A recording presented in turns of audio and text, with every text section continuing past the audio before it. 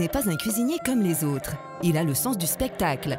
Car lorsqu'il se met derrière les fourneaux, c'est sur scène et devant un public qu'il exprime toute sa créativité. Accompagné par un saxophoniste et un contrebassiste, Daniele devient Don Pasta, le food DJ. Les projets, ils s'appellent Food Sound System. Et en fait, c'est une véritable réflexion autour de la cuisine populaire et des musiques populaires. Donc, il y a des musiciens sur scène qui m'accompagnent. Moi, je cuisine. Je sample avec mon microphone tous les bruitages qui sortent de la cuisine. Et en même temps, je raconte des histoires. Dans un salon où tu n'avais pas droit à l'entrée. J'étais assaisissant de l'amour.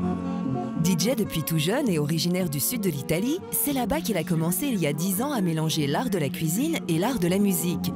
Depuis peu, la France elle aussi voit émerger ce phénomène de foodtainment.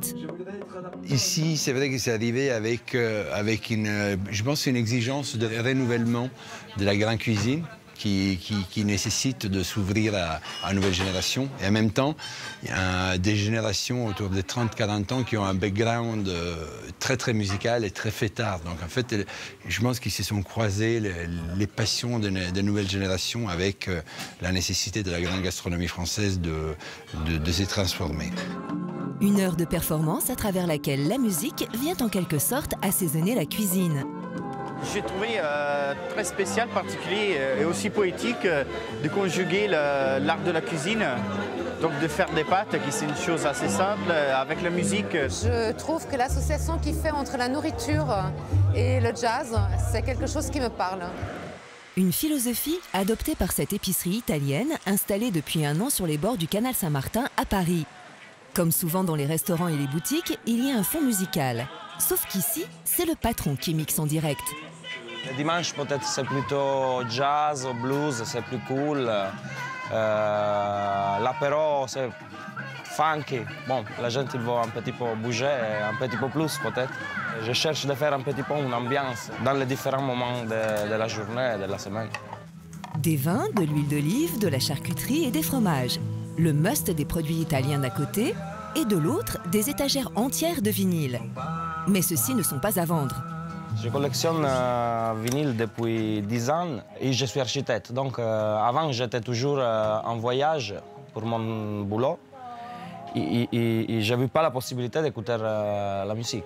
Et donc j'ai pensé de faire quelque chose pour avoir la possibilité d'être toujours avec la musique, c'est mon passion. Une passion partagée avec une clientèle déjà fidèle qui vient ici autant pour la qualité des produits que pour l'ambiance musicale. Récemment, j'étais avec un ami et on a parlé de la musique du film Le Cerveau. Il y a une chanson italienne, sur une scène du cerveau, il y a une jeune fille qui arrive vers la piscine et donc Emiliano il nous sort ça de son chapeau, il nous sort le disque qui va bien de l'époque, donc c'est assez impressionnant pour ça.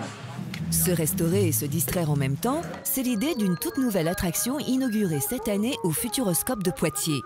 Attention au décollage. Alors l'aérobar, c'est un bar volant, donc c'est un bar circulaire avec 12 places assises qui s'élèvent jusqu'à 35 mètres de haut. Donc on est vraiment sur quelque chose qui est à mi-chemin entre le bar et l'attraction.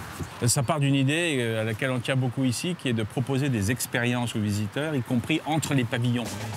Depuis 25 ans, le Futuroscope est surtout connu pour ses cinémas dynamiques et ses écrans géants.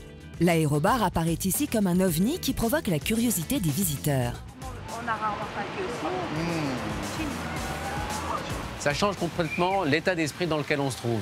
Quand on boit un verre, surtout comme ça, tous tournés ensemble vers le plateau central, c'est très convivial.